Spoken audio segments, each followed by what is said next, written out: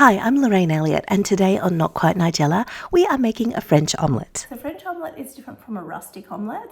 Rustic omelette is, as the name suggests, rustic. French one looks very beautiful and perfect. It does take a while to perfect, but I'm going to share with you my tips. Stick around because I've got a special for you.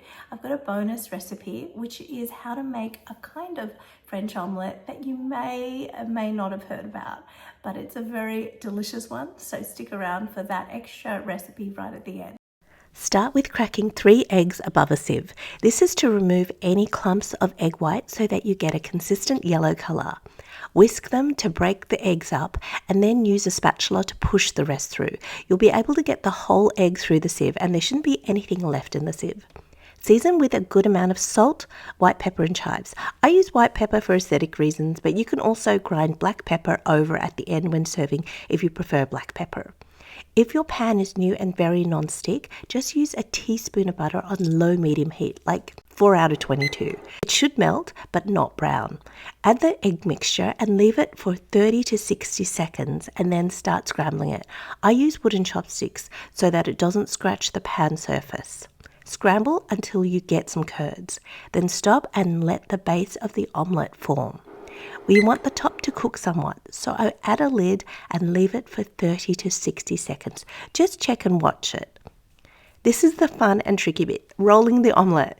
Tilt the pan and roll it down from the top. You can see the omelette is still pale yellow and not brown. Sometimes you can let the liquid egg cook a little more using the heat in the pan. Just fold it over at the end.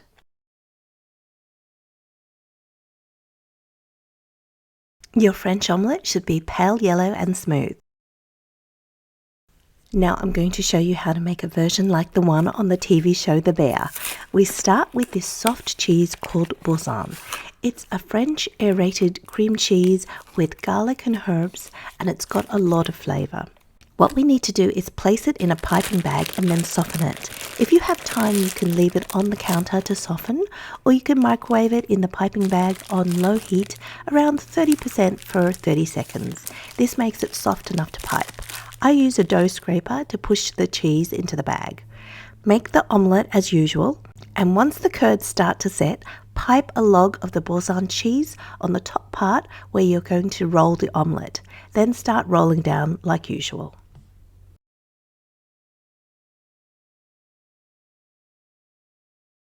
I also like to rub some butter on the omelette to give it a more buttery flavour and a glossy finish, but that's optional. The finishing touch are crumbled potato chips. In the Bear they use sour cream and onion ruffles. I used cheese and onion chips because that's what I had. You can see that this French omelette has a perfectly gooey centre, which is what you want. And French omelettes are all about practice. Don't worry if your first one browns, that's normal, and it's just you getting used to the heat level you need. Don't forget to hit subscribe for more recipes and helpful tips. Thanks for watching.